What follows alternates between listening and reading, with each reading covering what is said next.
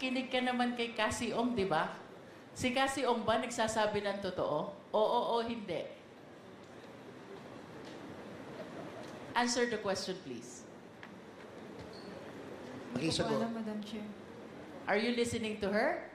Yes po, Madam Chair. O, ang sabi niya, wala daw siyang kinalaman sa Pogo, sa Lucky South. Is she telling the truth? Hindi ko po alam, Madam Chair.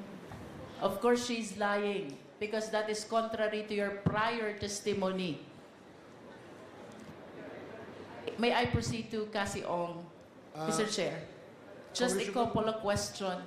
Congresswoman Luisa, can we give her 3 minutes? She has to, I think she's not feeling well. Mr. Chair, The doctors in the house will, saan? Dito. Mr. 1 Chair. minute suspension.